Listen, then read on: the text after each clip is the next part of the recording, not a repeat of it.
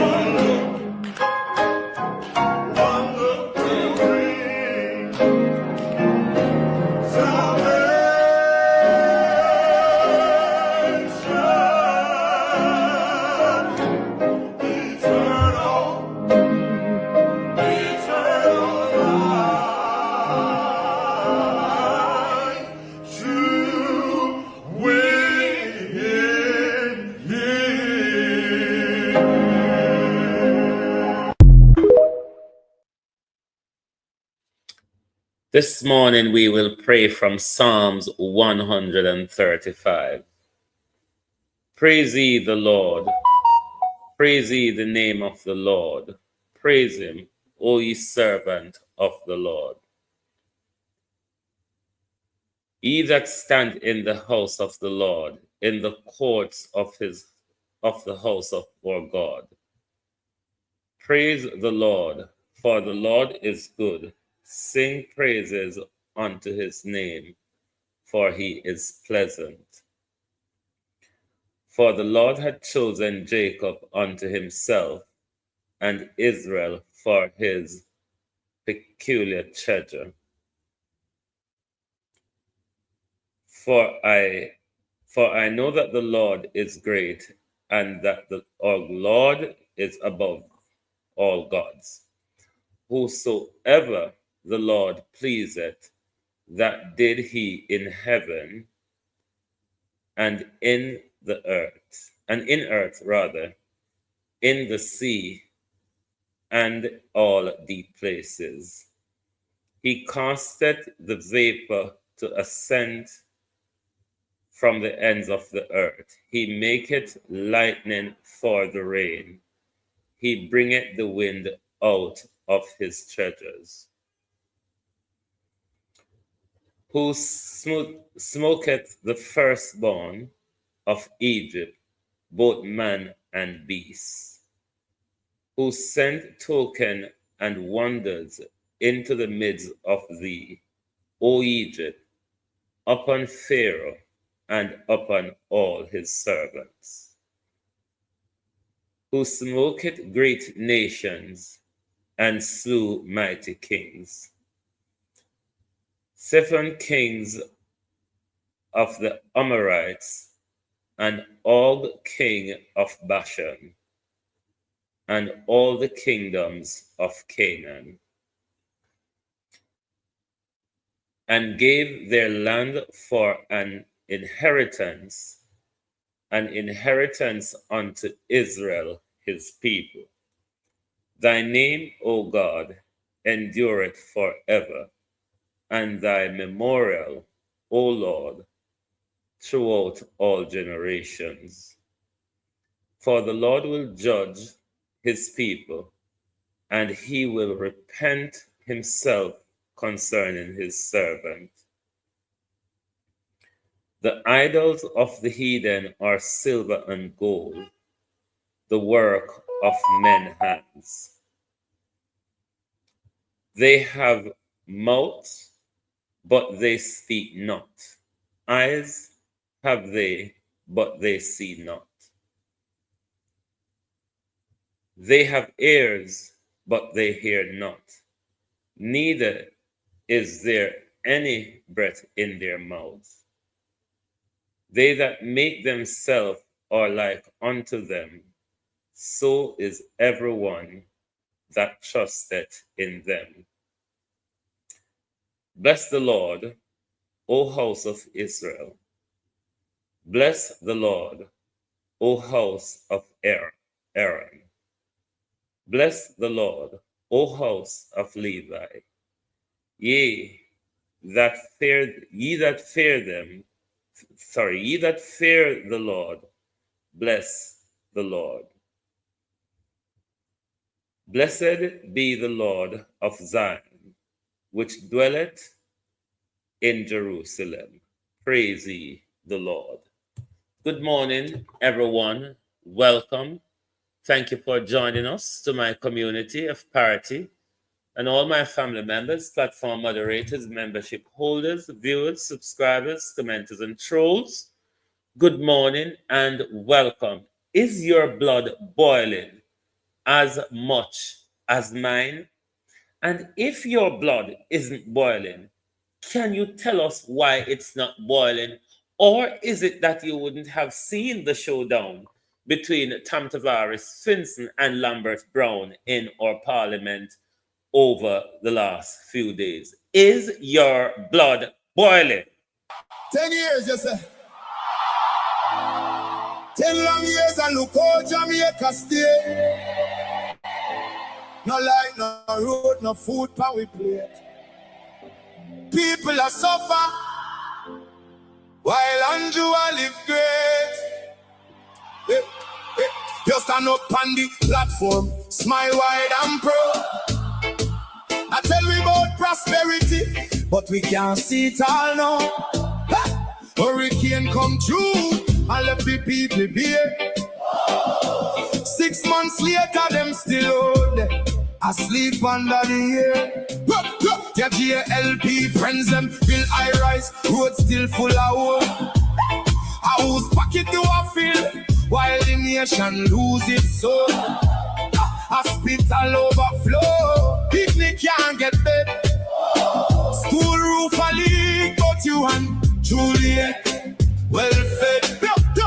You always have excuse, always pass the blame. Every time something wrong, it never go in your name. Jamaica a drown and you claim you're unclean. Biggest actor in a politics we ever see. Boldness, time to go, time to go. The people, we say no. 10 years and we can't take no more, you know, hear us. We are not on the door. Boldness, time to go, time to go. From Kingston to Negril, the people say so. We tired, we hungry, we done really show. Boldness, time to go. Farmer can't afford to plant, food price reach the sky. You bring in the poverty while your own people cry. We born ya, we grow ya, we bleed for this land. But Andrew at the top won't extend the man. You talk about vision, you talk about plan. But 10 years later, we still can't understand. Corruption report land and nobody charge. The people pocket small, but the scandal them large. Who's crack up parish council, bro? Country suffocate done and it just more. And when we raise the voice, you call we political. But the truth is the truth and the truth is biblical. Police, time to go. Time to go. The people, Let's say no. we say no. 10 years and we can't take no more, you know hear us. We are not on the door. Police, time to go. Time to go. From Kingston to Negril, the people say so. We tired, we hungry, we done with the show. All this our time to go. We know our no hype, we know our no speech. We want action, no, not the lies you preach. Hurricane victims still under tarpaulin. Prime Minister fly gone foreign. Your JLP cabinet full, but the people cupboard empty. How you live so large when we live in so scanty? Not with fists, not with fire, but with voice them rising higher and higher. From every parish, every yard, every gate, Jamaica speaking, and I'm not too late. Police, time to go. Time to go, the people. Let's say no. We say no. 10 years and we can't take no more, you know hear us. We are not on the door. Police, time to go. Time to go. From Kingston to Negril, the people say so. We tired, we hungry, we done with the show. Oh yes, our time to go. This one is for every Jamaican. We can't afford feet. We are sleep on cardboard. We are drive on broken road. The people don't forget. The people don't forgive. Enough is enough. Jamaicans will live.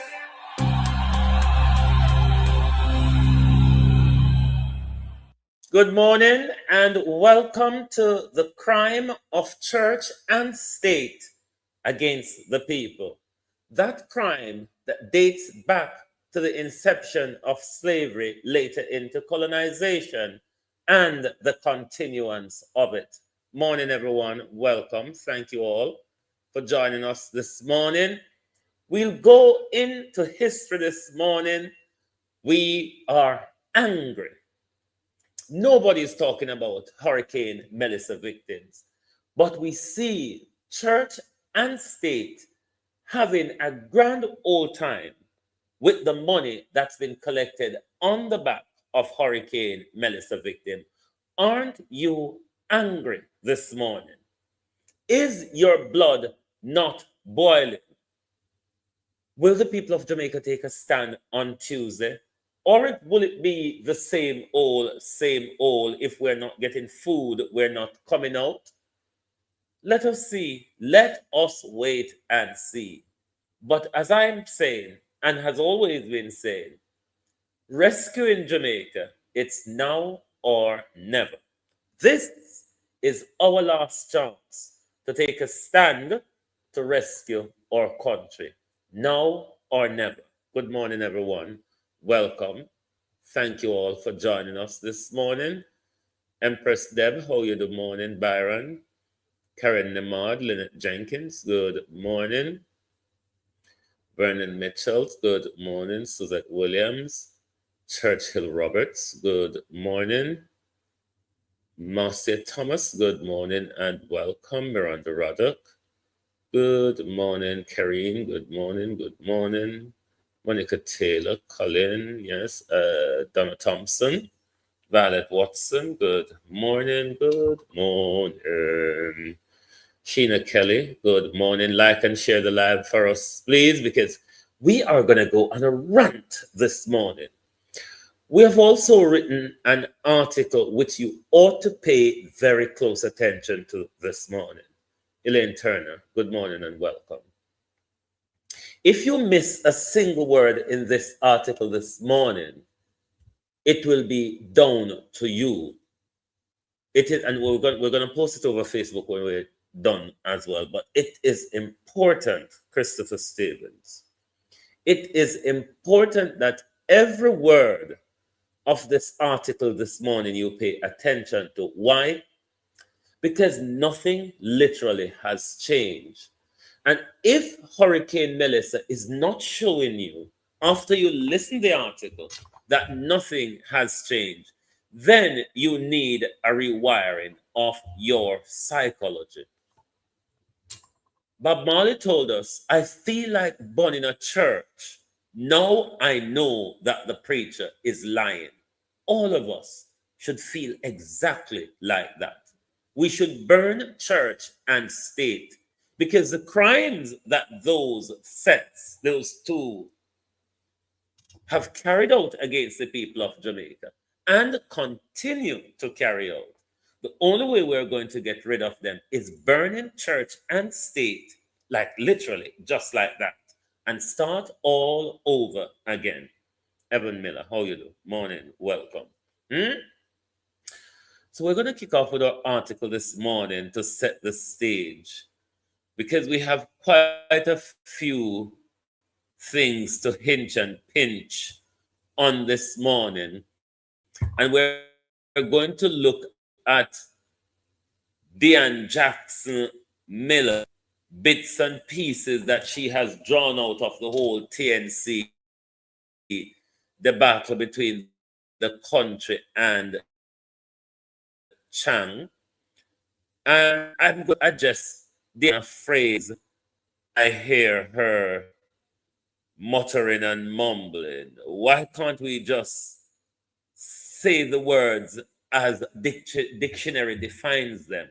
It has always been my problem in the corporate world where we speak to suit people's ego rather we speak in a way to suit people's ego rather than speaking in the actual truth so people can understand exactly what we are saying and what we mean.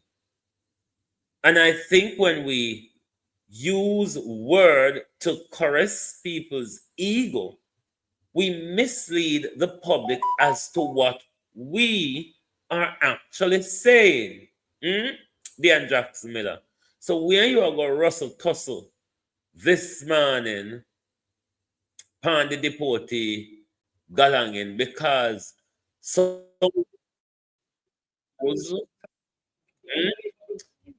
word where you use are misleading. And we must not mislead the public when we speak. We must use dictionary defined words that the people understand. Errol Reed, morning and welcome. Like and share the live for us because we're on the war path this morning. We don't know if we're going to come just and ready for war. We don't know if we don't come just and ready for war this man, but at that we out here for, and we're going to clobber Tom Tavares, murderous, bloody hand, dry blood, pan him hand, Simpson. the tears of your grandson, Tom Tavares Finson. We're going to clobber him this morning. But we're going to go to our article first. Crimes against humanity. The bond between the church and state. The unbroken bond, one must argue. The unbroken bond between church and state. In middle, you have the son of Hitler. To your right is the head of the Seventh-day Union of Conferences, V. Glenn Samuels, baptized at midnight after walk and breed people picnic. Next to Glenn Samuels in her purple Babylonian dress is the what's you gonna call it? Is the Archbishop of the head of the Anglican Church, no, the head of the Catholic Church, Kenneth Richards, the thief, the coxman of the clergy. Then next to the son of Hitler, you have the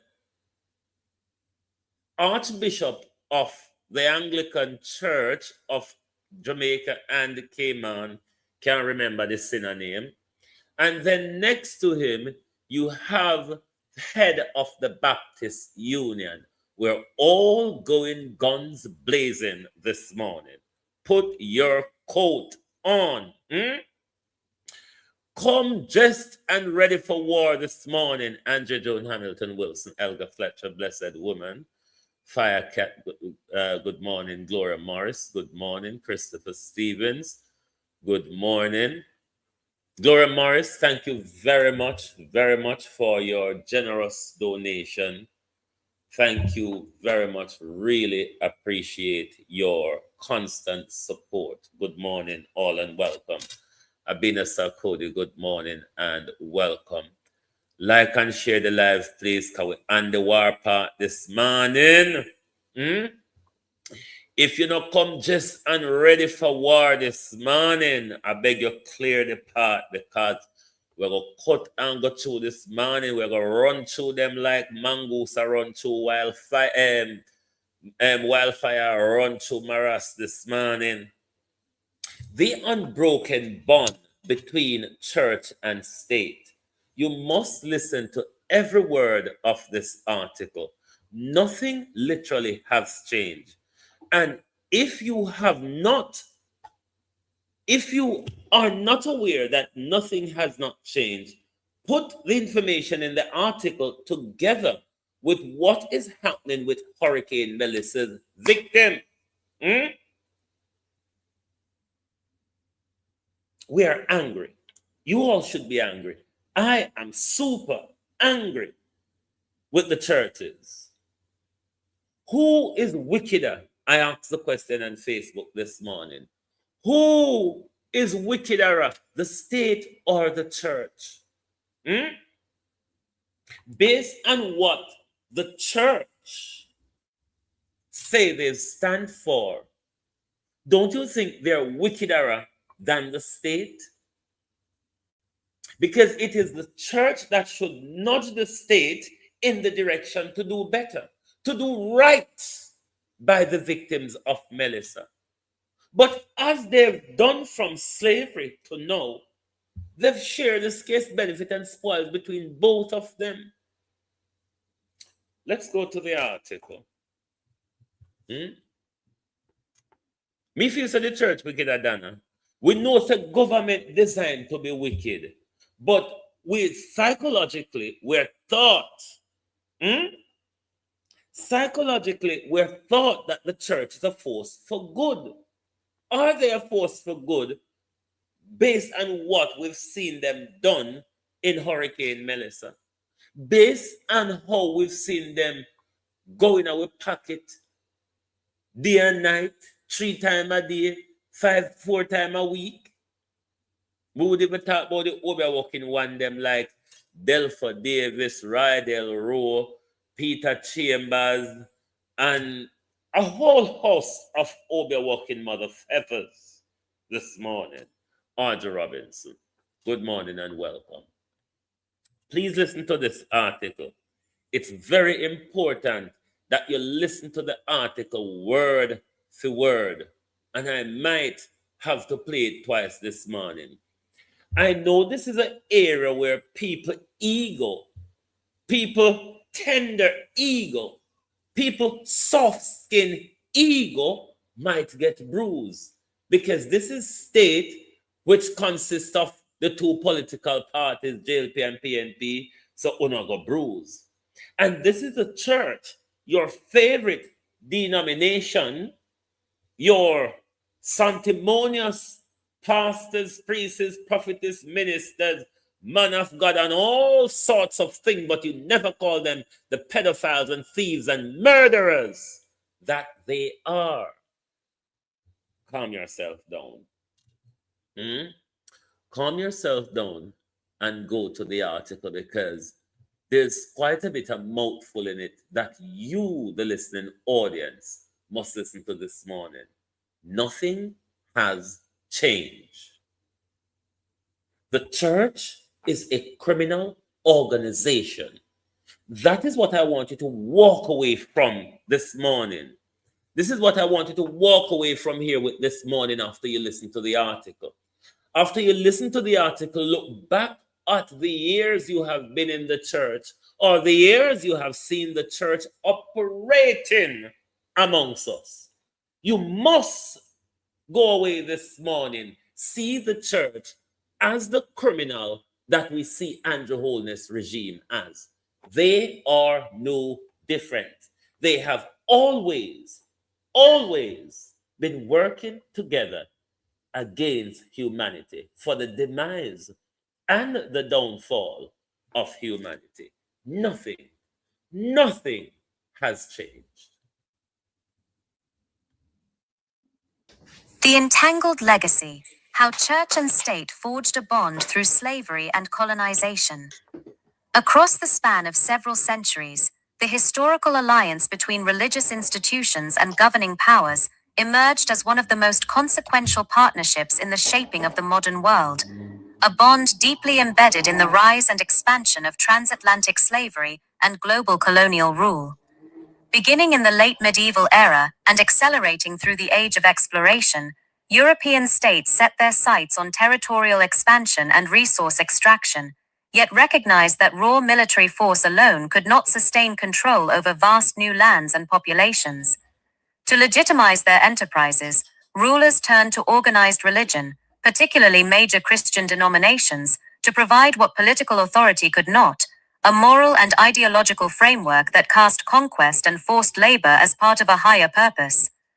Official church teachings and papal decrees were gradually reworked to frame colonial expansion as a civilizing mission, and enslavement as a divinely ordained social arrangement, effectively merging spiritual authority with state power.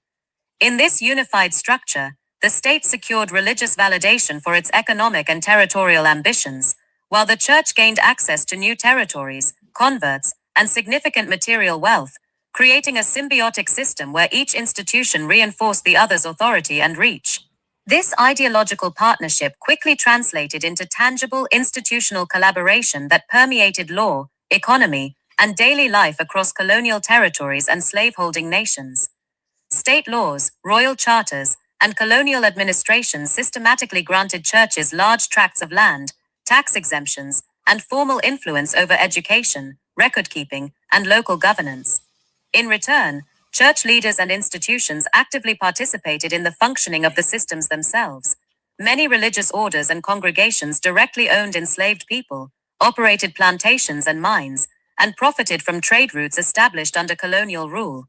Clergy often helped administer enslaved communities, regulating their movement, labor, and religious instruction in ways that aligned with state interests, while theological arguments were used to defend legal codes that treated enslaved people as property rather than persons.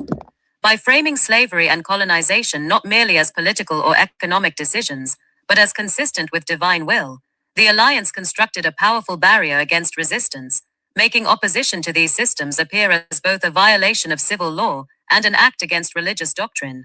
As historical research deepened through the 19th, 20th, and into the 21st centuries, The full scope of this shared history has come under rigorous examination, revealing how the union of church and state helped entrench racial hierarchies and structural inequalities that remain visible today. While it is also true that later movements within both spheres produced leaders and communities that advocated for abolition and independence, with some religious groups becoming vocal opponents of slavery and colonial exploitation, the historical record makes clear that the foundational bond between these institutions operated for centuries to sustain and extend systems of exploitation. Contemporary scholarship and official inquiries from governments and church bodies alike now trace how the wealth, landholdings, and social authority built during this era continue to shape present-day disparities in wealth, power, and access to justice. This legacy has prompted global conversations about accountability, historical memory, and institutional responsibility, acknowledging how spiritual and political power once combined to transform the world, while also confronting the long-lasting consequences of their actions for generations across every inhabited continent. Continuing the story, evidence, debate, and modern reckoning.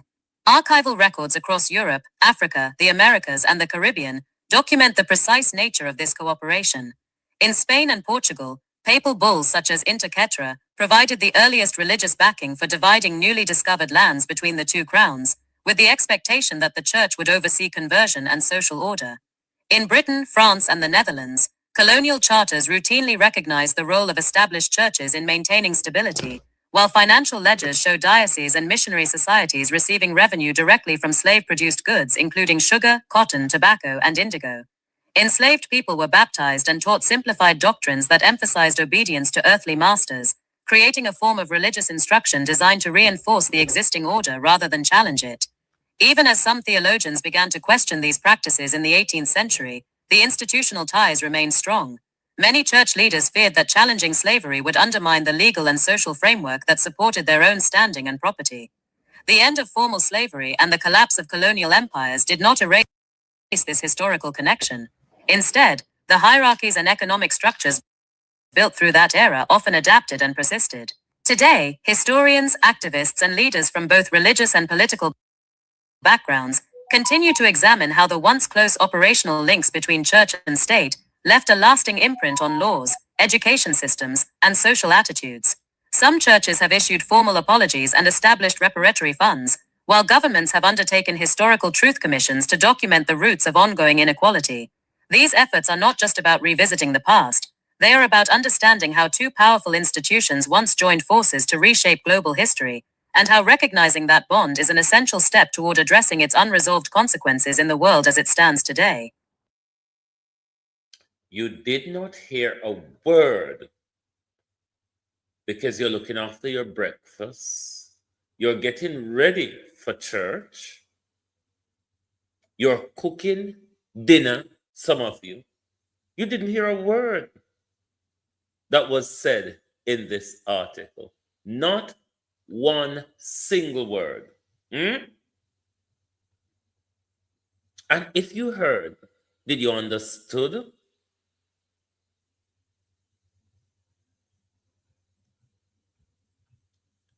And are you going to continue to see the churches in the same light as you have relished them? Do you understand when we say tithe and offering is a man-made tax? We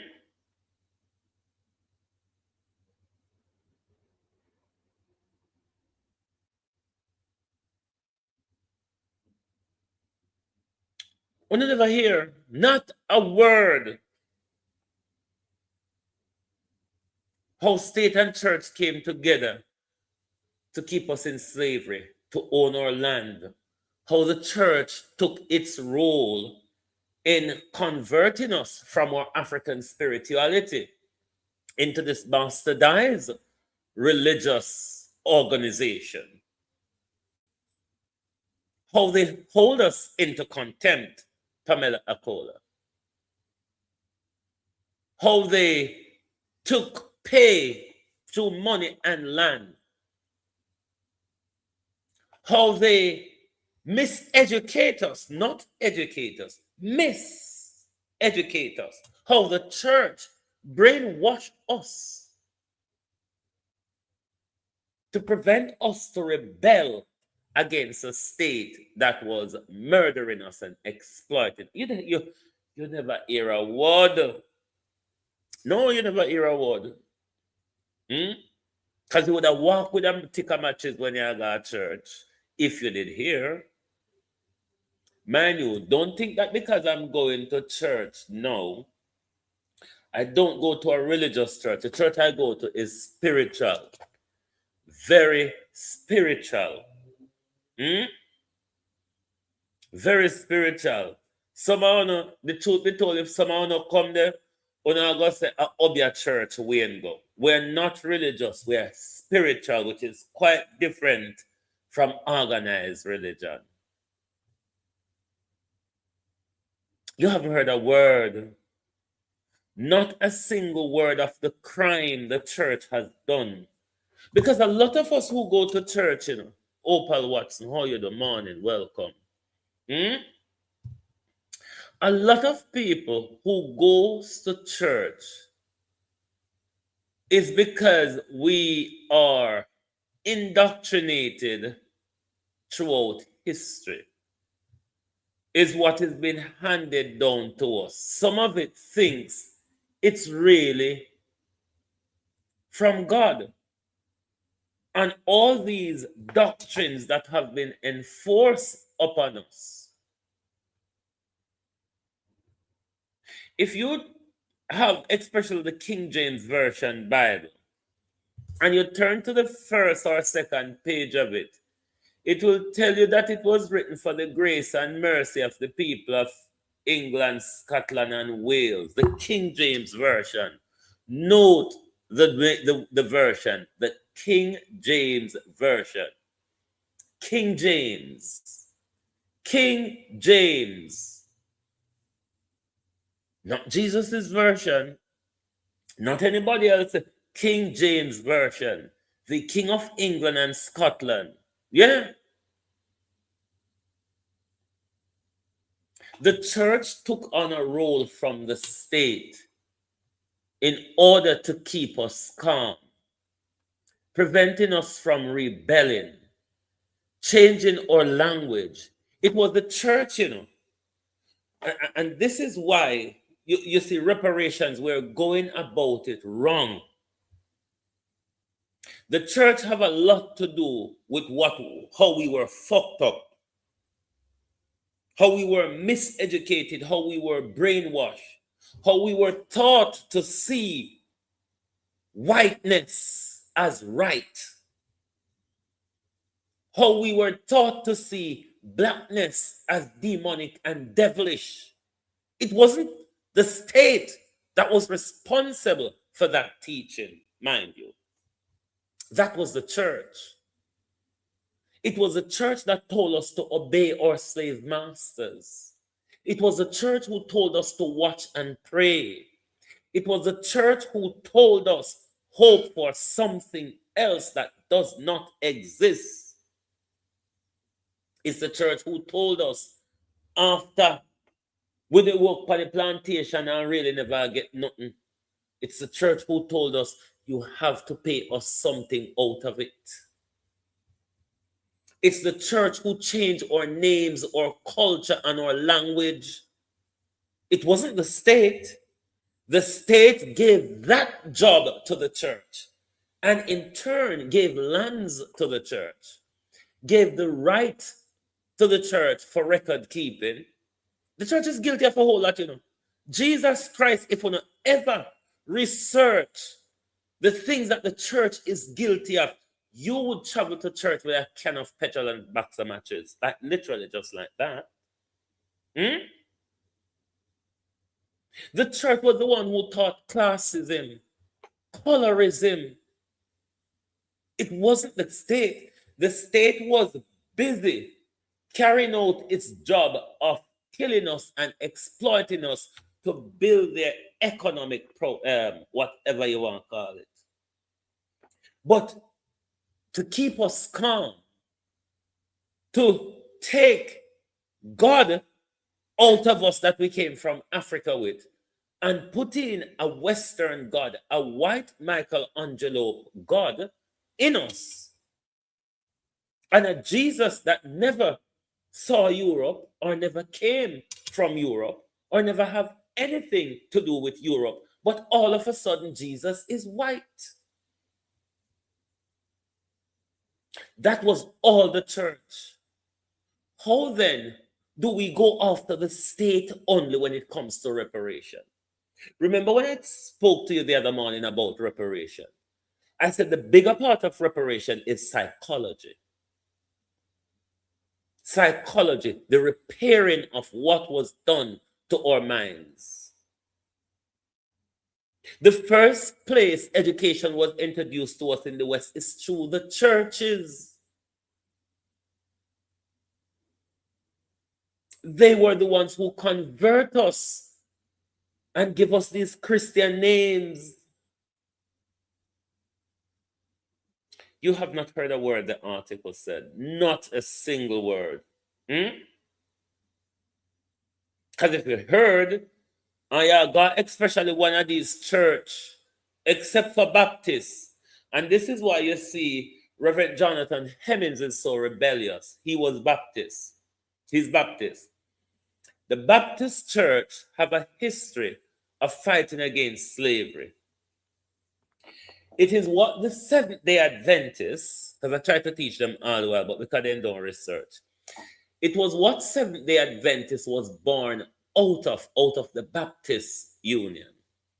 The Baptist Union was very rebellious.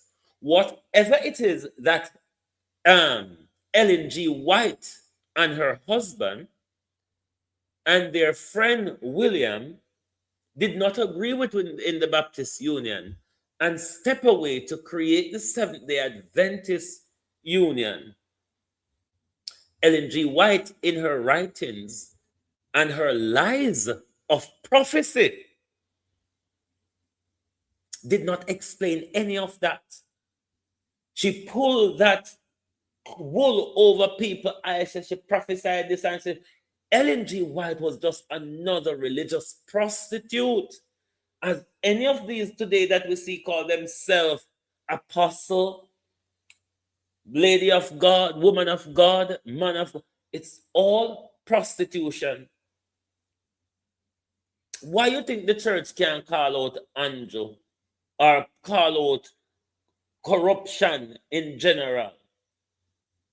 Because they share a common bond. That common bond involves the crime against humanity, slavery and colonization. The worst crime to ever committed against humanity, the church had the most major role in. The fucking up of our thinking, to allow us to bleach our skin, to allow us to run hot iron through air, our chemicals, to take away our confidence and tell us that we are devils. The church, it's not the state. Because it is why the church bringing the state, because the church, the state was using weaponry, physical weaponry against us, conventional weaponry against us. The church came in with psychological armory and thereby quelled us to what you see we are today, where we can't even fucking stand up to anything. Because we are hoping for God and we are too religious and too reverent. So we have to do it in a respectable way, in a godly way, in an acceptable way to whom one might ask. If you knew what the church have done to us, if you are aware of what the church have done to us,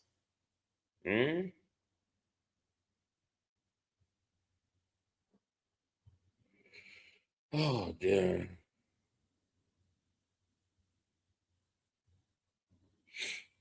I don't listen to these people when they talk about reparatory justice. Because you see, the first part of reparatory justice is truth.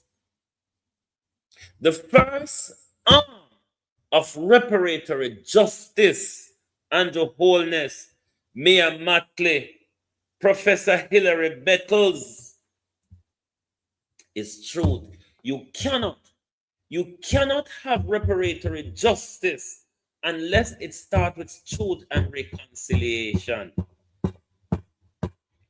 Reparatory justice is a lie unless it starts with the truth.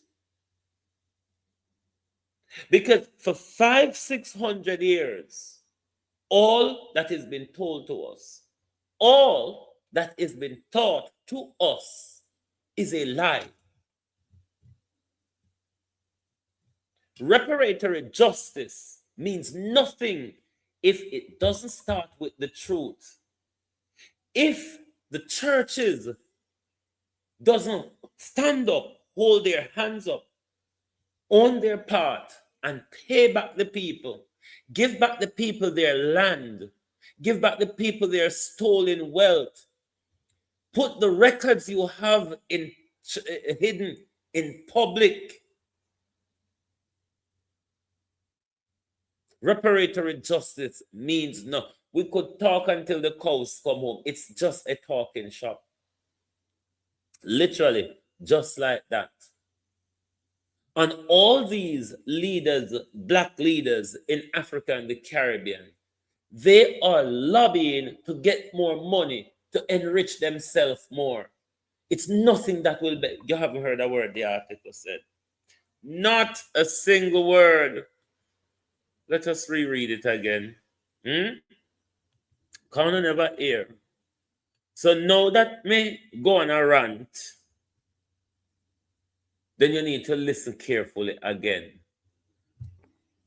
More particularly to the role that the church played, that organized Christian religion played in the demise of the continent of Africa and its people, in the transatlantic enslavement of Africa and its people, in the property and chattel ownership of Africa and its people, in the changing of our culture names God, and the miseducation and the psychological crimes. You must pay attention to what the church has done to us and continue to do to us. Organized religion is a lie, has always been and will always be. God, no matter who they tell you, say, I come and all them are go burn and destroy we, a nuclear weapon are go destroy this place. Anytime you hear the whole of them kick off. Their doomsday, their Armageddon is a man-made thing. What we must get up and do is come back to ourselves. When we come back to our senses, when we see God in us, when we see ourselves as gods, as creators that we are, this world will shift and it will change in ways you never imagined. If our psychology shifts and changes, this world will shift. Why not then keep us in continuous contempt? Whether be its religion, education, the media, entertainment, whatever they keep, they use to distract us. The day we all come to the consciousness that we are God and there's no God otherwhere than the one we are and within us, this world will change in ways you would never imagine overnight. This is why they will never allow us to think in the way that we ought to and should be. This is why they continuously have us distracted, because the day we all start thinking in a similar way or in oneness, they will fall apart like you see dry leaf fall from a tree. Trust me. There's a reason why the churches continue.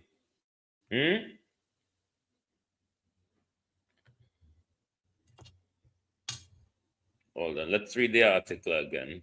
The Entangled Legacy: How Church and State Forged a Bond Through Slavery and Colonization.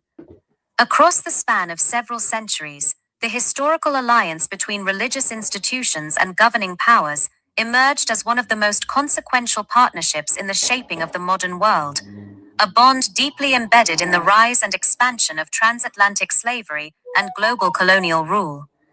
Beginning in the late medieval era and accelerating through the age of exploration, European states set their sights on territorial expansion and resource extraction, yet recognized that raw military force alone could not sustain control over vast new lands and populations.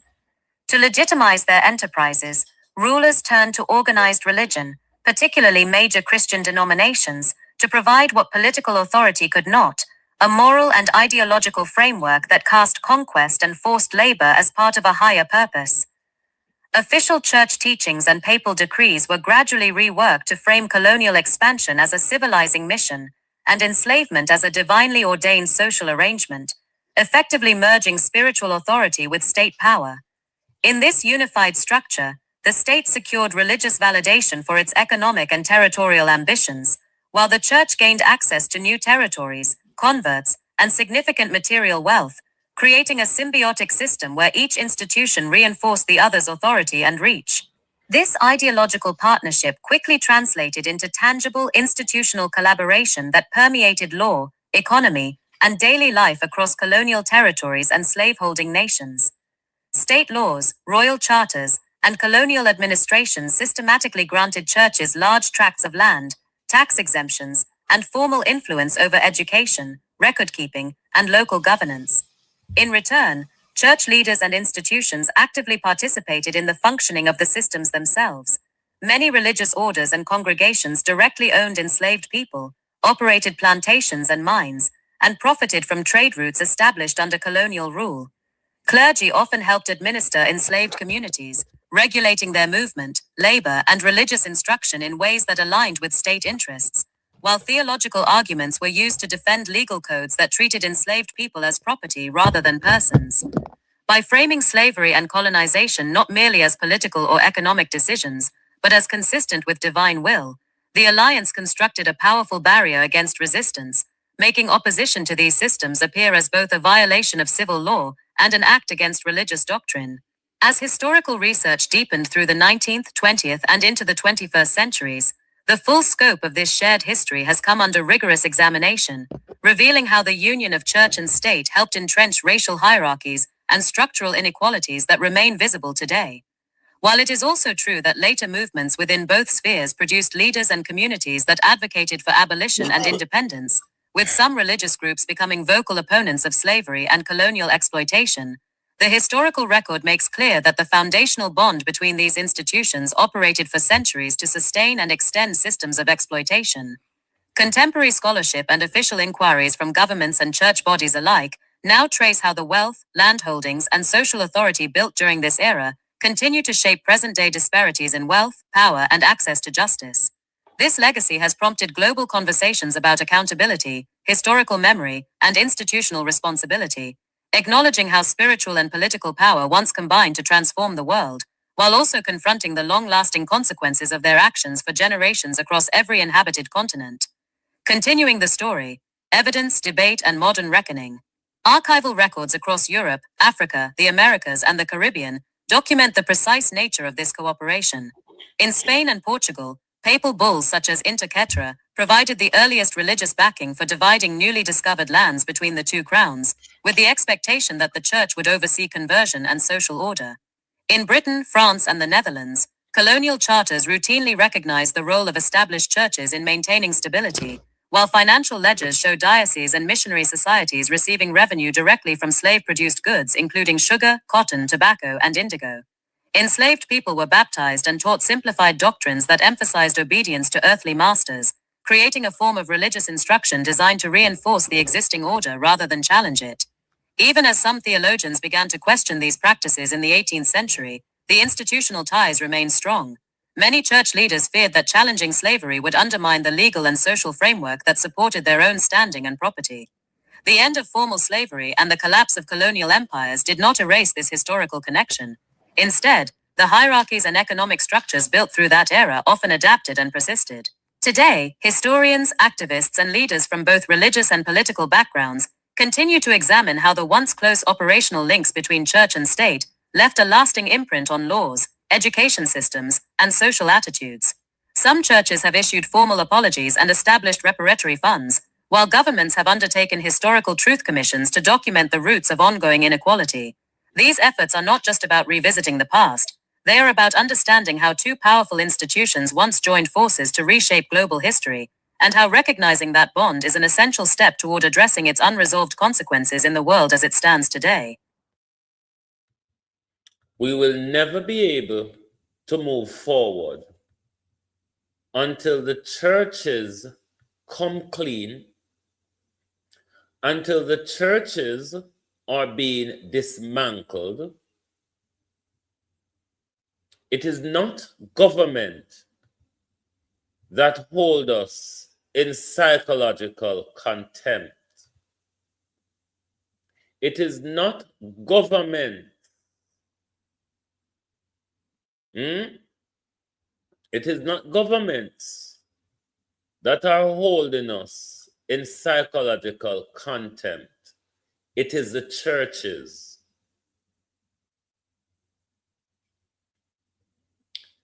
The churches must come clean and speak the truth of the role they play. The churches as an organization must be dismantled. The churches must pay back the stolen money to the people they continue to collect and have heavy bank balance. The churches must give back the land to the people. The churches must expose the records they are holding.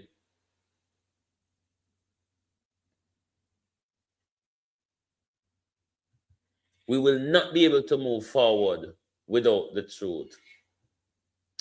Members of the high-level Global Advisory Council on Reparatory Justice, Mayor Amon Mockley, Andrew Michael Holness, and Hilary Beckles, Professor.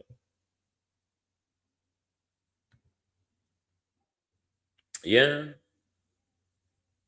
All they care about is money. Because reparation, them not talk about truth, you know. They're not talking about reconciliation. They're not talking about ending the oppression of the people. They are talking about more money. More money for the thieves to continue to enrich themselves.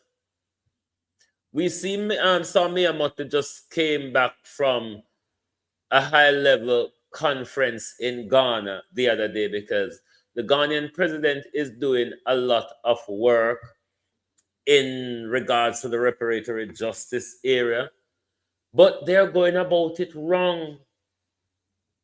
Give money to mad people is no benefit at all. It will be waste and squandered and not go to no good use. Reparatory justice starts with the truth. Reparatory justice starts with the truth. The church must confess of their sins. The church must confess their crimes against humanity. It's not the state. The church has done us worse than the state has. Because you see, if I did for the state alone, we wouldn't break down that already. We wouldn't break down that already. Because a lot of us see what the state is about. But because of the fear of God, because the reverence to the teachings, even when we see the truth, because of the fear of God, we allow the truth to be buried. And this is why you see these pastors and church people can just lead you astray just like that. Lawrence Michaels, Elder Fletcher, just lead you blindly. All because of a fear of God. Me not a fear of God. Not in how religion teaches us.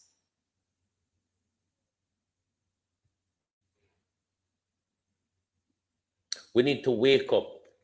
But the church have a duty. The church who put us to sleep. The church who put us to sleep have a duty. This is what I tell you, say, the whole of these people locally and internationally working together. Now, when everybody look at Andrew public track record, why would you want to put Andrew in anything international, anything of integrity where you are planning to do? We never. Why would I want to get Andrew involved in a hit? Huh? Jamrock, how you do? Ladybug, welcome.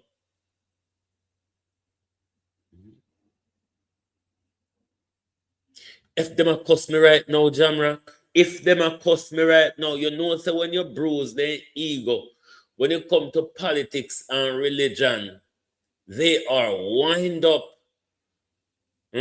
Ralston Henry, how you do? You know when you bruise, then thin ego, when it come to politics and religion, the two major cult organization, Marlene Williams, the two biggest cult organization in this world, politics and religion. The church who put us to sleep so politicians can walk upon us needs to come clean. The churches need to come down, as they would say on social media. The churches need to be dismantled. If you don't understand what Bob Marley was saying when he's The Entangled Legacy. born in a church, now I know that the preacher is lying. It's the mindset that all of us need to be in. We need to dismantle church. If we don't dismantle the churches, we're not going to be free. Reparations don't mean nothing if we're still sleeping dead, if we're spiritually dead, if we continue to aspire to be white, if we continue to aspire to the straight hair, if we continue to see blackness as devil and demonic, no amount of money they ain't giving no make no use. It a go done and we not do nothing with them, we're going to go back in the same galangin. What needs to happen is the truth needs to come out. The churches need to admit, and not only admit to their criminal role in slavery, stop committing the current crime against the people. Pay back the people what you continue to steal from them every Saturday and Sunday. Explain to the people, say this whole thing about Jesus and is nonsense, not no gossip. It was a lie. A something they make up to keep we in contempt. For the slave master have his ways with us. Raymond, how you do? These people are all working against us. When you not go see, why you don't think the church them sit down quietly and collect Melissa money, and the victim of Melissa still a rolling a dot, and they are opening up back application for the church them can't get more money while Melissa victims still under tarpaulin. Make it make sense. Who wickeder? Is it the church or the state? Help me out, oh. Who wickeder? Is it the church or the state? Well, the church should the church should call out the state to do right by the people. And the state, the church just sit down and grab some. Have you got no shame, no humanity, or no conscience? I mean, if you don't get up and collect offering 3 times per Saturday, 3 times per Sunday, Wednesday night, Sunday night, I mean, I want to still beg with for special reasons for the church as well. Have you all no shame? I mean, if God was real, don't you think God would have struck them? If the way they teach God to us, other than the gods that we are, don't you think God would have struck them already? We need to burn down these things and start afresh. The church is holding us back. The church is holding back our development. It is holding back our elevation or psychological renewal. The church is holding us back. The fear of God, the lie they told us about the fear of God. We are the God that we should be serving. Of course, we recognize a higher creative power, but not Michelangelo. No, not Michelangelo and him uncle and them friend them.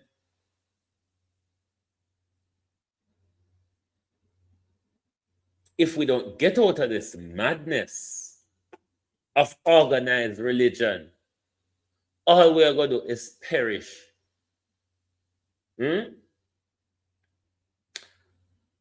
Oh, who we go to next? What a pain this morning. We're going to go to agriculture. Let's segue to agriculture for a bit. What a disgrace. Let us segue to agriculture. Flight Green. Best, whatever they call him. Flight Green and the Jamaica Labour Party have destroyed agriculture. Morgan. Farmers, left, right, and center, up and down Jamaica, is suffering because this government and Floyd Green have destroyed agriculture. We farmer them not know if we sell them crop to again.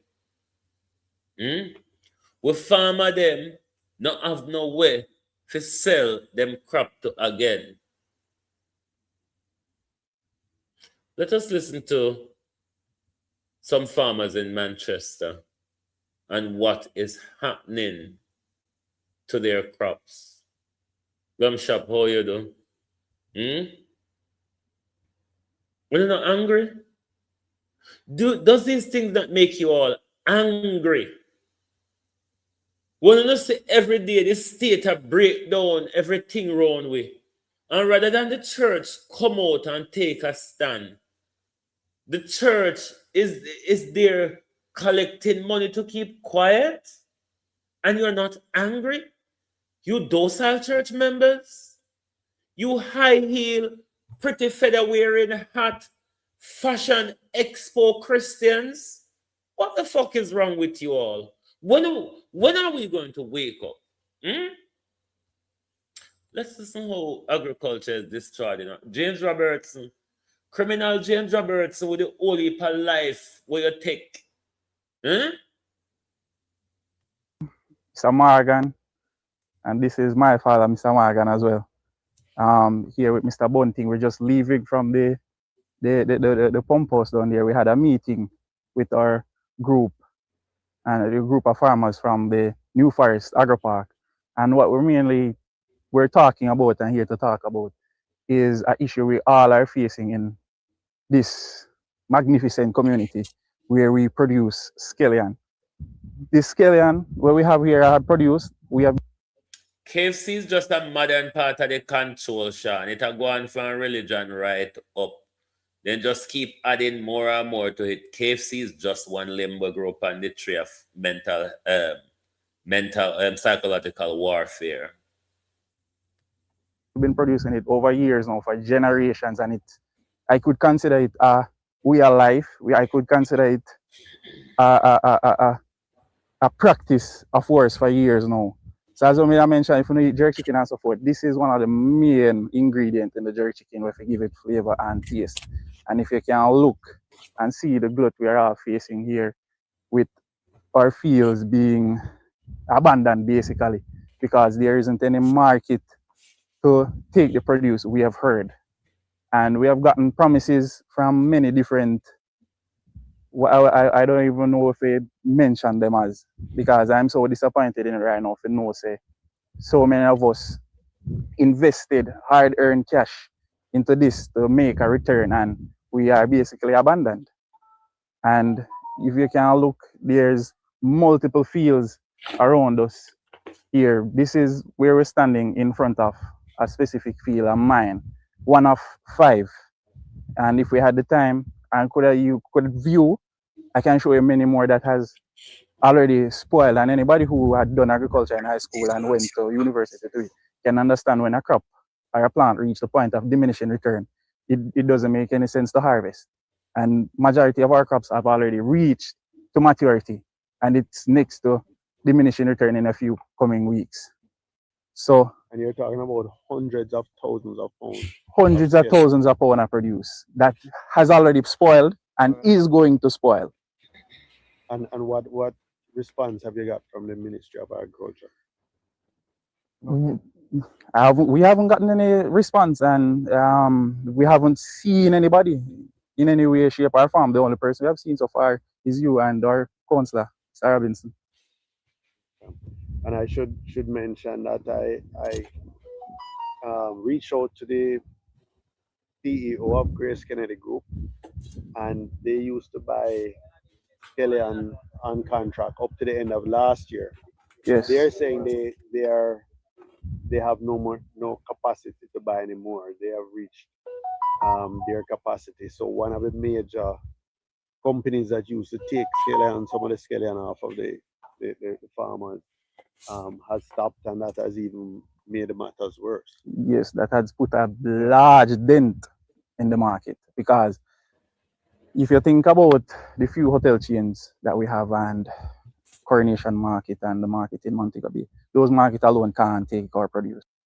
Good evening. Name?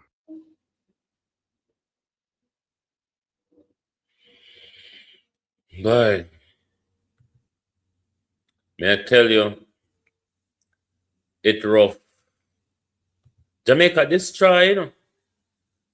You see how long we sit down and never pay attention and make our country fail and fall. Make Labour and PNP take our country and destroy it, especially Andrew Holness regime. Because we think it was only about the motorcade and the campaign from nomination day to election day. And this is what I'm saying to Jamaicans. Participation, participatory democracy is not just about voting. It's not just about gyrating for 2 weeks until you sell yourself. It's every day you get up, you participate in a war going in your country. Because when we elect them and keep on re-electing them, especially the ones who have done nothing, how can we blame them without blaming ourselves? No, just help me to understand. How can we blame them without blaming ourselves? And see the last part of democracy, where we send people to speak for us freely and unchecked, then we are being told now that you must abide by Tam Tavares and Juliet Holness rules. Short of that, we don't have a voice in Jamaica. Only if you follow Tam Tavares and Juliet Holness's rules, Jamaica people. President of the Senate, Tom Tavares Finson, and senior opposition lawmaker, Senator Lambert Brown, clashed in the upper house today. The opposition senator used his presentation Friday to blast the government for the third country national agreement with the U.S., but his statement was curtailed as he was deemed to be breaching the standing orders. Dwayne Anderson reports. The third country national program has been on the lips of many Jamaicans for the last week. Most are in fierce opposition to the MOU with the USA to accept the deportees. Senior opposition Senator Lambert Brown continued the pushback on Friday and launched a strident rebuke of the government. I choose Jamaica. For you, choose Jamaica is a slogan. For you, choosing Jamaica is a slogan. For me, it's reality. I raise the issue. Why are you bringing to Jamaica the most despicable, pedophiles, and dangerous people that Senator your MOU has brought? President of the Senate, Tom Tavares Finson, intervened. Senator Brown, I have to turn off your mic. You heard what you said? Why is the government of Jamaica choosing to bring Rubio's pedophile and despicable people? White man, man without color, it's exactly what Rubio said. I don't know why we don't walk with a hot water thermos when we go to Parliament as PNP. So we can throw after these people some hot water with sugar in there. Because he's stating on record that this is the PNP's narrative.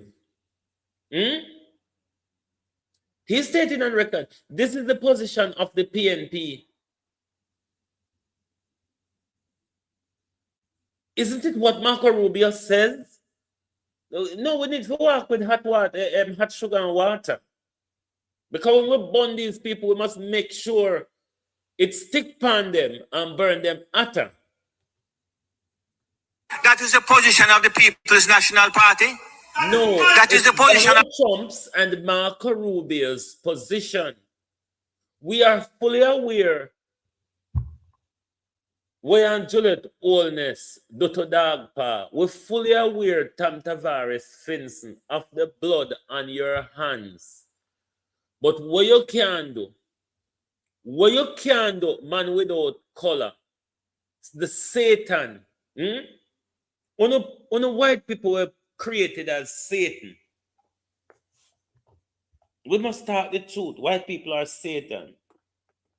And wherever they are and wherever we see them descendant, we must shout, Satan. These people fuck the world up. And these people continue to fuck the world up, but more so our country.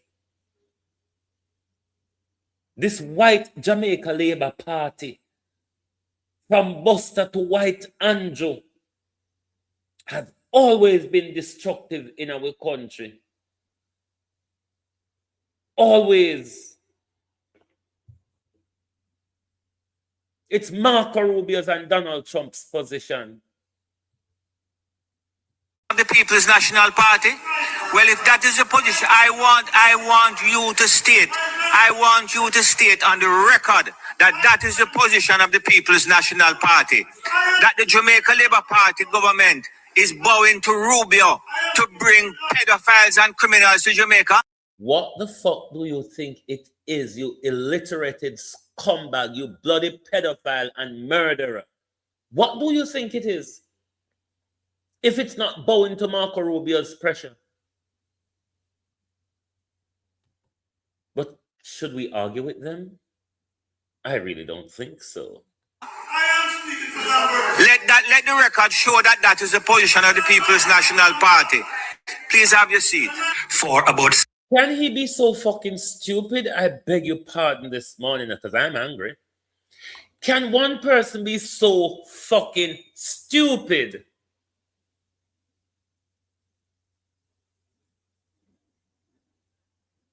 No, sir. Me know stupid people, but me never know so much about.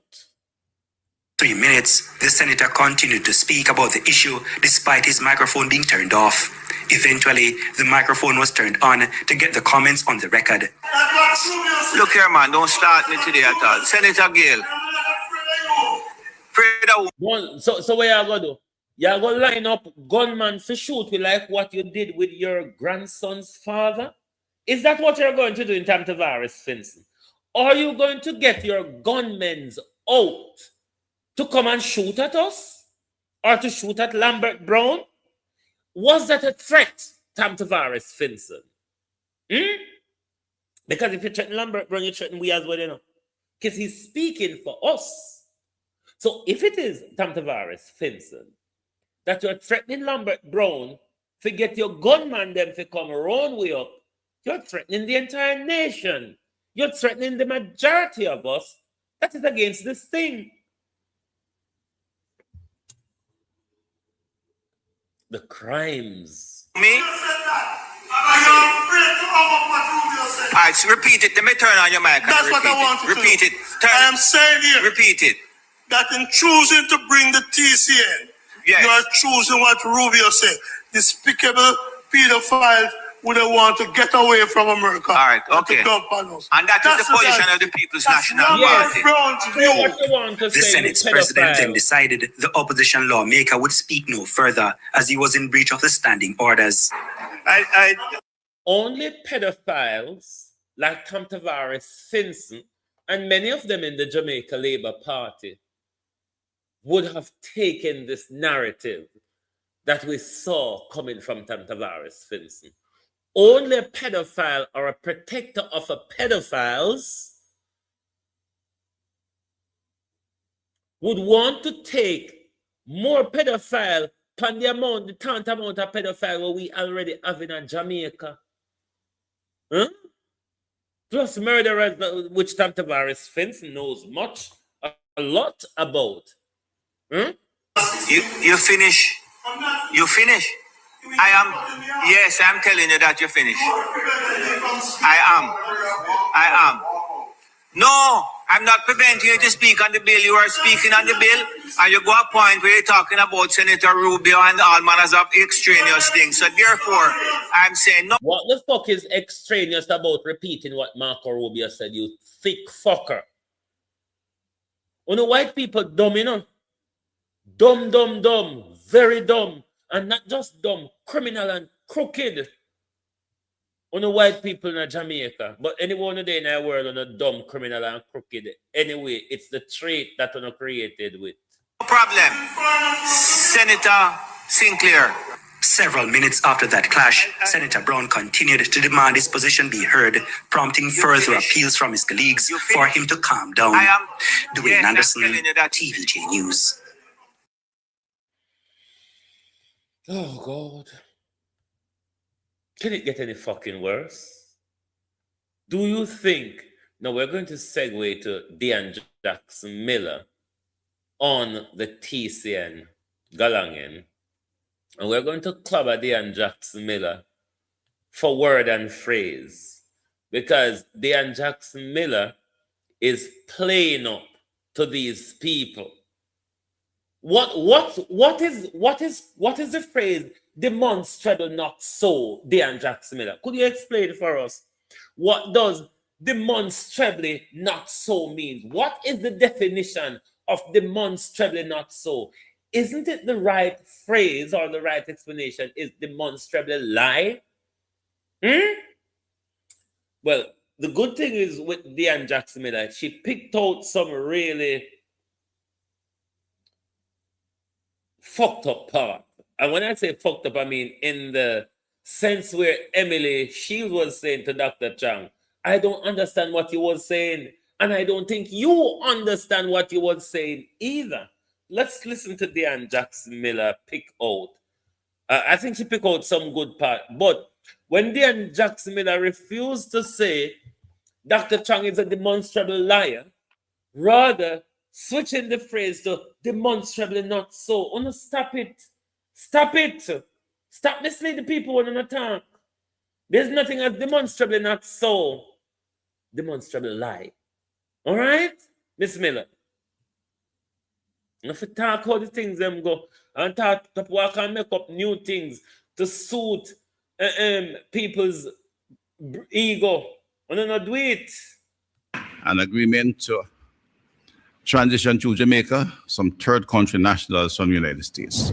To come to the press conference and act like Gleaner just make up this figure of 10,000 out of thin air, that was poor. Okay. And no such communication or information has gone through.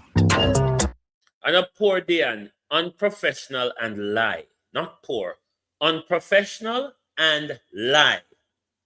Jesus Christ. Can these people just speak so we understand what they mean? Big questions about the third country nationals program between Jamaica and the United States, and days after statements and more statements, the Prime Minister saying members of the public expressing concern about the program are being almost ridiculous. You still have questions? Because I still have questions. I'm Dion Jackson Miller. Thank you so much for joining me. Time for tea.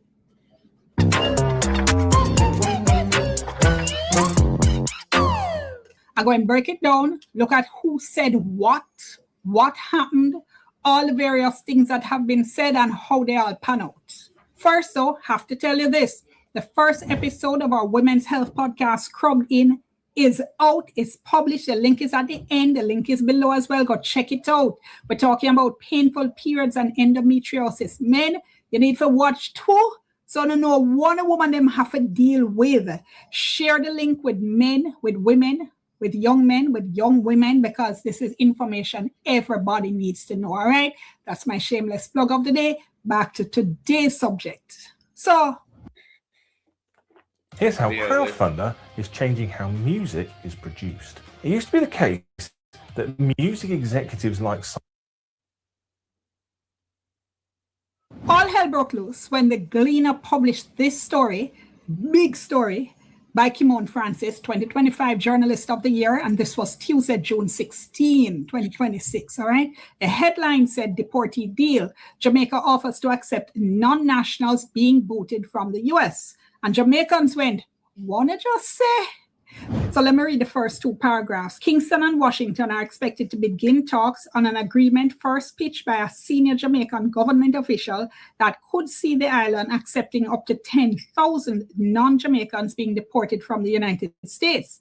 A document from the United States Embassy in Kingston, seen by the Gleaner, outlines the operational framework for the proposed third country nationals TCN agreement, which has triggered controversy in several countries that have entered into similar arrangements with Washington. So the National Security Minister in response sent out a statement that said in part, it's important to address recent public reporting which referenced a figure of 10,000 individuals. That number does not represent an agreed quota or commitment under this MOU. The process will be controlled and phased. While the understanding contemplates transfers of up to 25 individuals every 2 weeks, this is subject to an important operational safeguard. Where the number of individuals pending transfer or remaining in Jamaica exceeds a threshold of 10, the process will be paused until conditions are reviewed and normalized. This is to ensure there's no more than 10 TCNs remaining in Jamaica in any 30-day window. Then Wednesday morning, June 17, was post-cabinet press conference, and we got this. Jamaica is not receiving any deportees from the United States, except Jamaicans. May I repeat that? We have no agreement, no understanding to accept deportees from the United States. We accept every month 100 Jamaican deportees. And we have the expertise and the staff to manage their entry into Jamaica. That arrangement was negotiated by professionals so that they can come in a structured organized manner and be resettled in Jamaica, their homeland. The cost of that is all Jamaican. We are receiving, and we have no agreement to or understanding, the MOUs, to receive convicts from the United States. On this, of course, and the Jamaicans are deported, which we have agreements, because America is our primary ally and primary partner in trade and in security. And we do have deportees from Jamaica to the United States from time to time, or we have occasionally from the United States convicts. But we have no agreement, no understanding, and there are no discussions to accept convicts from the United States. In fact, anyone coming from the United States is reviewed by the NIB before I indicate that they can land in the country. Not receiving any deportees except Jamaicans. No agreement, no understanding to receive convicts. Now, there seems to be some attempt now to make a distinction between these third country nationals and deportees. And I'm going to say this. This is a distinction without a difference. Government is playing in our face. The US government wants these people out, and they must ship them out. And I ask you, is not playing in our face, deliberately lying to us. That's not playing in our face. That's deliberately lying to us, standing at the press conference podium and lying to the people. All of what Dr. Chang said was a lie. It's not playing in our face. It's not that even Dr. Chang is giving us half truth. He's deliberately lying. Call it for what it is. Is that not what you understand a deportee to be? But then, the Gleaner used the word deportee, and we're trying to discredit the Gleaner, so sure, make we say these are not deportees. Now, at this point, bear in mind, the government knew that the US had initially taken the position that Jamaica was proposing to take up to 10,000 third country nationals. To come to the press conference and act like said Gleaner just make up this figure of 10,000 out of thin air, that was poor. Well, if somebody talked to them on the street, I don't know about that. Not poor, Dean Jacks Miller. Wicked and lie. Wicked and lie, not poor. Just Christ, if you people could just say it. I am responsible, and the minister, all communication that goes to the government of the United States, I've personally in the case said to the diplomats, it goes to the Ministry of Foreign Affairs. They come from my office. Any communication with the United States government on immigration goes through the Ministry of Foreign Affairs and Foreign Trade. Okay. And no such communication or information has gone through. So, first of all, this laughing as if we're at some comedy show, right? This is a press conference. Government always does this. Fills up the room with all kind of civil servants who should be at their desk doing government work where we pay them to do, instead of being there like the penny gallery there to laugh and clap. Sure, foolishness. Then now, listen to what's being said. Remember, this is before the story came out where Gleaner quoted from the diplomatic note. Not just that there has been no agreement to take 10,000, but that no such communication or information has gone through. Now, we know that's demonstrably not so, thanks to the Gleaner story. That's what irritates me, Dean Jacks Miller. Demonstrably not so. Demonstrably lie. Lie. Call it for what it is. What does demonstrably not so means, Miss Miller? Miss Jacks Miller, what does demonstrably not so means? Because I'm back at the class here, probably even fall asleep or drunk on some mad post piss. What does demonstrably not so mean? Break it down dictionary if you will, make we understand what the dictionary said demonstrably not so be. You see all these professional corporate talking to soothe over people ego, or for people say you have manners. Me not subscribe to the manners world. Me never go shop with manners yet. Me never go on plane with manners yet. Demonstrably not so. So we have moved up now. In the corporate world, you cannot say lie. You have to say untruth. So we have moved from untruth now to demonstrably not so. Where you get there something from, lady? You even if you stop the Christian knitting, stop the Christian knitting. Or the Christian one and knit at the basket on a plot. To a diplomatic note, which I think we all can agree would constitute communication. Imagine being able to build anything just by thinking about it. Meet Base 44. Okay. DPM, can I just add one thing? Cabinet decisions, there's no such cabinet decision on record. That no too. such cabinet decision. And I've gone through all the cabinet decisions. Cabinet come through me to Foreign Affairs. But again, I didn't get that far. It's just that we have had no such communication. Again, it wasn't a decision. I asked about communication. So this is called digging the hole a little deeper. Why transit through Jamaica and not directly back to their country or their destination country? No, that's a technical issue which have been discussed, and it is, as I said, several countries. And why Jamaica is one of an American island in the Caribbean, and we work that through.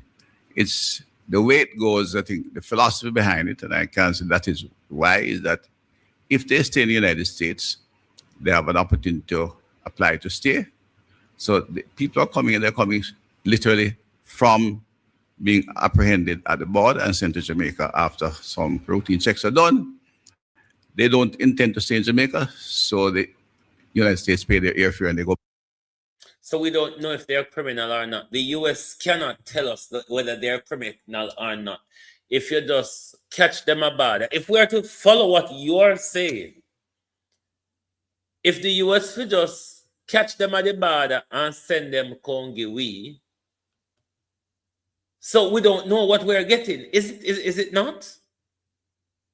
Hey, Jesus, see me see trouble. Back home.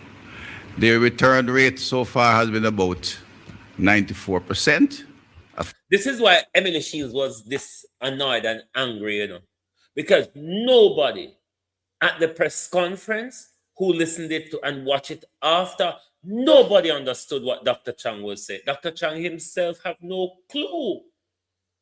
You see, when you're caught telling lies, when you're caught telling lies and haven't got time to prepare yourself, If you have opted to stay, there are a couple of Jamaicans in other countries who are not coming back to Jamaica. They were deported by the United States. Can I pause here just for a moment to point out that the minister just spoke about people being deported from the United States? So if people are being deported, we can't call them deportees. There is no discussion, review, or understand to accept 10,000 illegal immigrants from the United States. Again, the only illegal immigrants we take from the United States are the Jamaicans who are there. Sir, whoever not take from the United States are illegal immigrants or asylum seekers, one of the same. Because they don't have status in the United States. That's why the United States have removed them. This is hugely embarrassing for Jamaica, just to be listening that this is our immigration minister. This is our minister of policing. This is our minister of national security. This is our minister of border protection. The only thing this government can do are deportations, Barbecue. You don't know not where you can check Andrew Holness with, because for the 28 Haitians will land at Portland, the government has sent them back without due process, while we're following due process for pedophiles, rapists, and murderers. Barbecue. You don't know not what you can use against them. Can look like if you can't check Andrew and Chang, you can't get them fall in a line. And those conditions are negotiated by professionals from the Ministry of National Security and the Ministry of Foreign Affairs. And here again, the argument over this figure of 10,000. So again, at this point, the government knew the number 10,000 had been mentioned. They knew it had been mentioned in an official document. They knew at this point that the US had taken the position at one stage that Jamaica was proposing to take up to 10,000 third-party nationals. So later on, the government is going to tell us that they had to clarify that with the US, right? And I'm going to come to that. And also this argument that what sounds like two very, very different programs were somehow conflated. Conflated? How? My point, though, is right here, why does not acknowledge what had happened? Say, yes, that figure had been mentioned, but it was wrong, and this is where we are now. People keep asking, how do we actually get an AI agent so on our team? for well, the country. it's easy. Watch how I do it in 60 seconds on Monday. Very embarrassing for Jamaica. We have signed, after extensive negotiation by the relevant professionals, again, mainly from the Ministry of Foreign Affairs, the Ministry of National Security, Office of the Prime Minister, and of course, the lawyers from the Attorney General's office. An agreement to transition to Jamaica some third country nationals from the United States. The number is 25. It's an understanding, and at no time will the number exceed 25 because we have the right to refuse anyone at any time. And both parties can terminate the entire agreement without any long-term notice. The process is basically the operational procedure is still being worked out and then being negotiated by the professionals, and it will be some time before we see anyone landing here. But when they do, they will come on the basis of an understanding that the government of the United States will pay the initial stay in Jamaica. Let me tell you this, Dr. Chang. An understanding have no legal basis to it. An understanding is quite similar to a gentleman's handshake. Such a high-level fuckery ought to have a legal basis for it. This has no legal basis. This is tantamount to a gentleman's handshake. That's what memorandum of understanding is, a gentleman handshake. It's nothing binding in law. It's nothing that have any legal basis to it. They'll be accommodated by the International Organization for Migrants, United Nations body, with which we are working. And of course, the Ministry of National Security will deal with the technical legal side. Okay, so we're now told that the agreement has been signed. There'll be nobody detained. Nobody with detention. Now it's been signed, given that when he started the conversation, no go so we don't know about, we don't know not talk about, there's no agreement, there's no memo, there's no random, there's no condom. As part of an international understanding, not a bilateral agreement. The activity to transition them to Jamaica is a bilateral agreement negotiated between two governments who are allies in many areas, and in economy, security, and otherwise. Those are the facts as they are. We are among the about number 7 to agree in the Caribbean Latin American region. Look at the journalists our technical team sat down, negotiate all aspects of the issue. We are a small country. The staff to deal with the immigration section, that aspect, are limited. And therefore, they have to go to the logistics of it. As I said, we already received just under 100 legal immigrants. They are Jamaicans, but they still have to go through a process. We already agreements were made between the United States government in Panama, Costa Rica, Belize, Antigua, St. Kitts, and Barbados. And they're discussing with other teams, which they expect to conclude in due.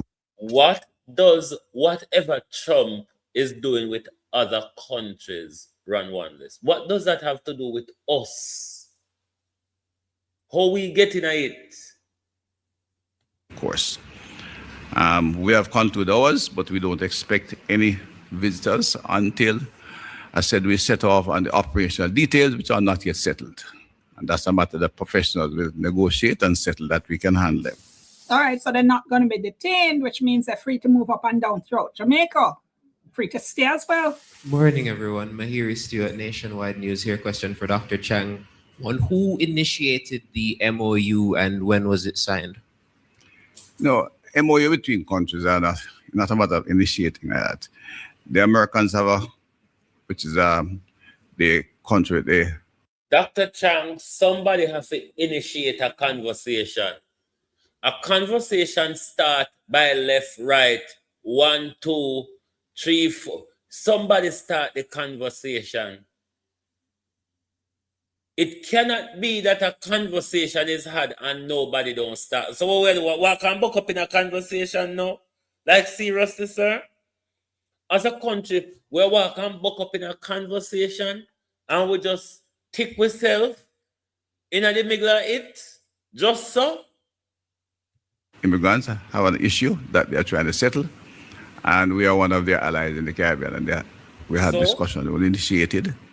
We had discussion which had been prolonged, and we came to an agreement. The agreement was when? A few days back, I signed it. I think today is Tuesday, Wednesday, or Thursday of last week. So remember, Mahiri, that the U.S. government has these agreements with several other countries. So this is something initiated, an initiative. Besides, Dirty old man beard head. Dirty old man beard head hitch on pan logwood tree. That is wholly irrelevant. Whatever deal the government may have with other countries, we're talking about Jamaica, you idiot. You political harlot. You Jezebel. And every minute you jump in to protect the rapist and the murderer and the scammer. What is wrong with you, woman? Why you don't go wash your hair? Provoke me this morning. Provoke me this morning. Besides the Minister, the Americans are our primary trading partner, primary security partner. We have bilateral relations in the United States and what we call the ABC countries are very established. And discussions continue between the governments. We are, of course, the smaller partners, a fact of life. We're small, but discussions, bilateral discussions take place between governments that close on an ongoing basis. This is one in which they would have taken the lead because it's their problem, and one in which we can have some assistance. So we went from it's not a matter of initiating to this was one in which the US took the lead in the same sentence, and I don't know what to make of that one. Obviously, we're having this discussion now due to the fact that this information was leaked. But had it not been, when would we have the information leaked is different from what I'm talking about. And that's the problem we have. You're conflating two things. Some information suggesting that we were in the process of negotiating the reception of 10,000 illegal immigrants. There is no such discussion, and that leak has nothing to do with this morning. It became part of a discussion because it is known that we were discussing the third country nationals through Jamaica, because there are several other countries in the Caribbean. We signed on Wednesday and we decided we'd make a statement on it, and I reserved that statement for the diaspora event in Montego Bay yesterday, and we would have sent the press release out. Kiss me goodnight, Sergeant Major. Wrap me in your little wooden bed. Don't forget to wake me in the morning and bring me round tonight a cup of tea. We all love you, Sergeant Major. Sergeant Major, be a mother to me. Go on, Dr. Chang. Go on with more fuckery. Cause this year fuckery pan steroid. Huh? Who inject the doctor with steroid? Dr. Sergeant Major, who inject you with steroid this morning, sir? No, God Almighty. The man go east, west, north, south. We're still confused. No matter where you take this, Dr. Chang. Any angle you twist with it, a confusion we hear. Confusion and convolution. Look, it leaked. You never tell me, and it leaked. Full stop, end of story. Morning, Kimon Francis from the Gleaner. Just to clarify, the Gleaner at no point reported that 10,000 TCN illegal immigrants were coming to Jamaica. No. Not TCN, at no point. deportees. At no point. Question. No, don't confuse you, 10,000 deportees is different from 10,000 TCNs. They're not. They're not. Third country nationals are deportees. DEPORTEs. That's what they are. The third country national, Dr. Chang, meaning they are sent from the host country, which is the United States, to another country which is not of their origin, meaning Jamaica. However, Dr. Chang, they are still DOPERTEs, deportees. Third country national and deportees are one of the same. It's just that they're not being deported to their country of origin, Dr. Chang. However, they are still deportees, you stupid fucker. Deportees, they are not being detained, they are doing transition to Jamaica, and they are to put in a comfortable place to stay. The MOU we were privy to that came from the...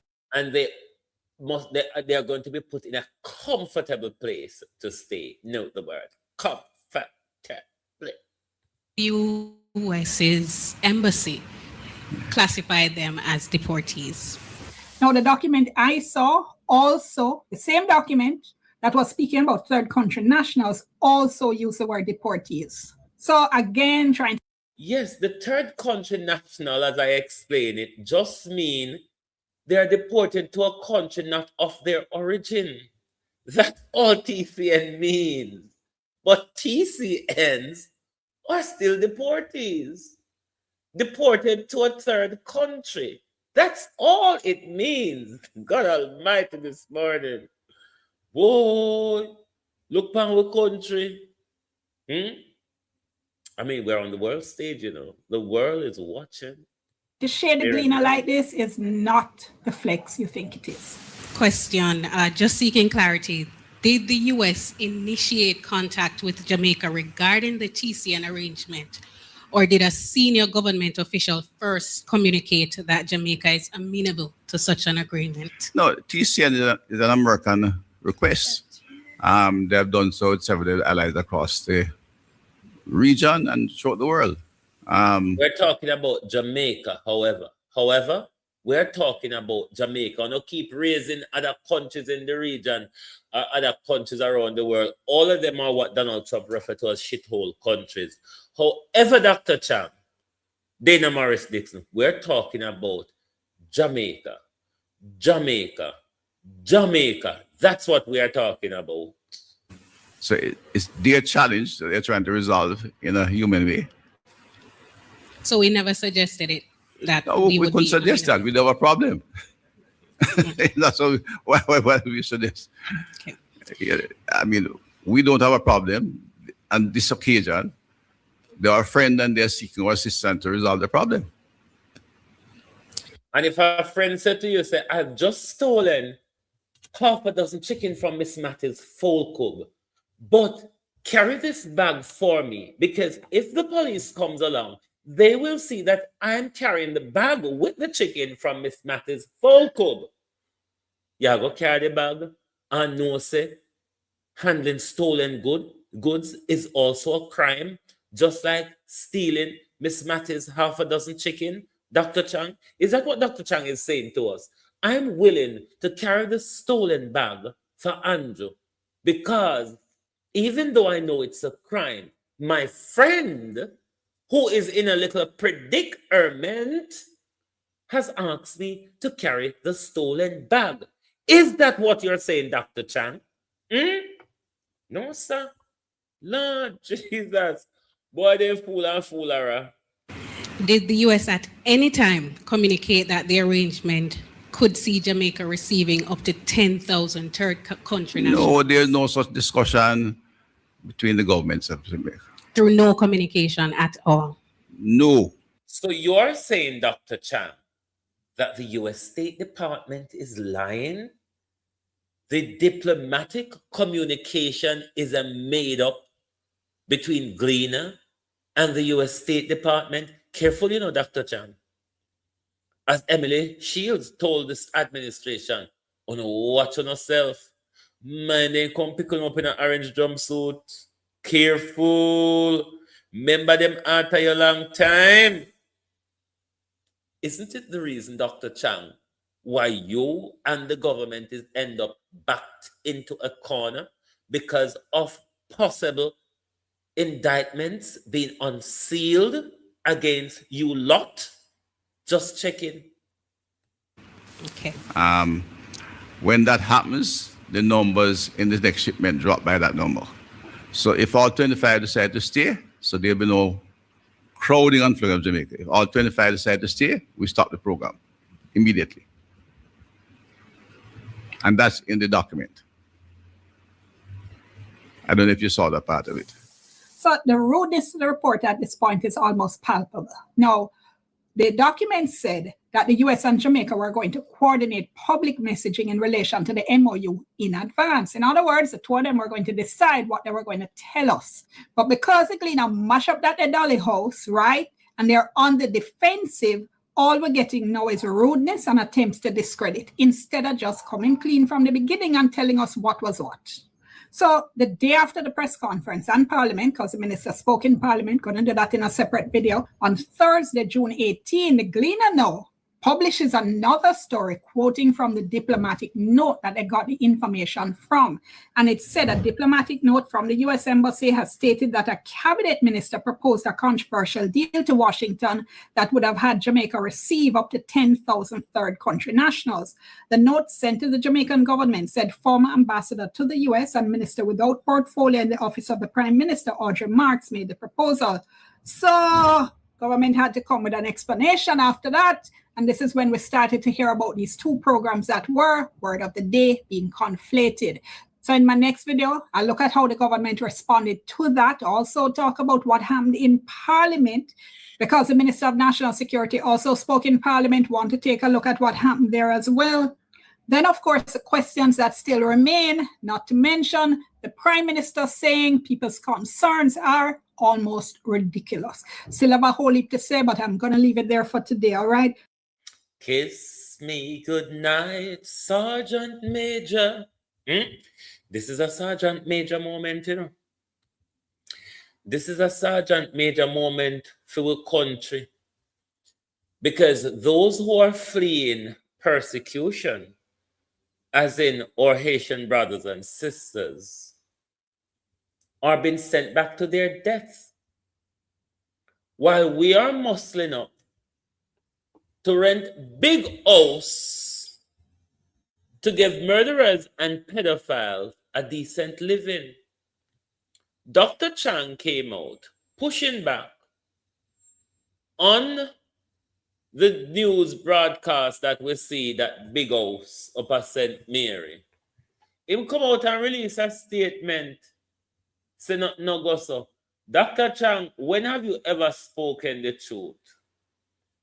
Dr. Chang, you were import containers of AK-47s into our country. You, Dr. Chang, who have disbursed 200 AK-47s in Flankers, Montego Bay in 2021, November. You, Dr. Chang, who stood in press conference a week ago and lied to the nation. You, Dr. Chang, who stood at the dispatch box last Wednesday and lied to the nation. You think your ink and dry ink on white paper, make a blind fucker difference to us? Dr. Chang, you're a criminal.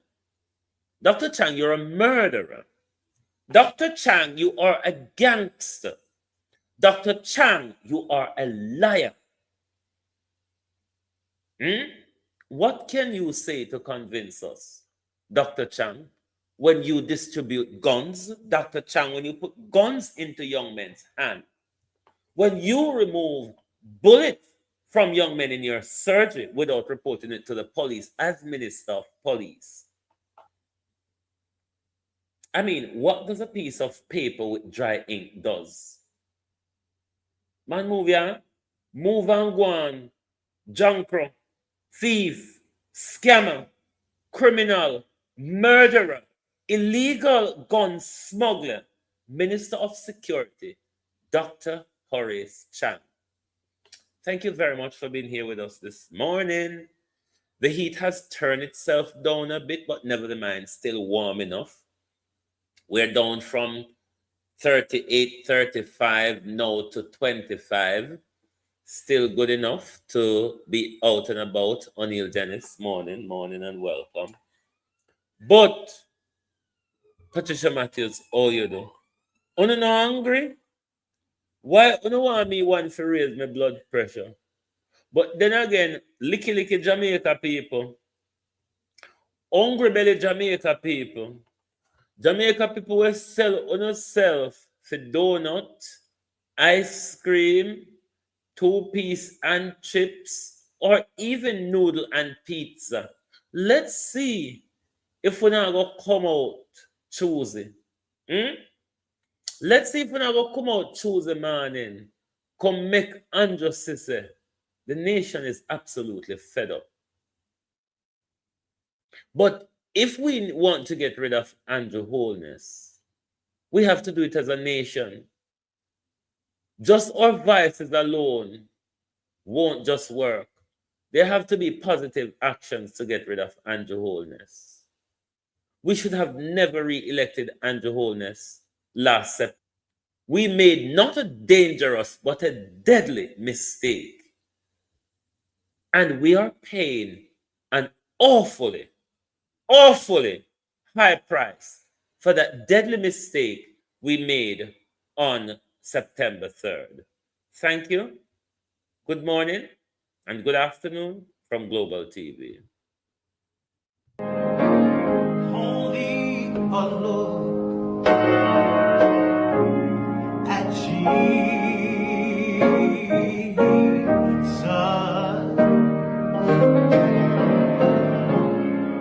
Oh, so bow down with care.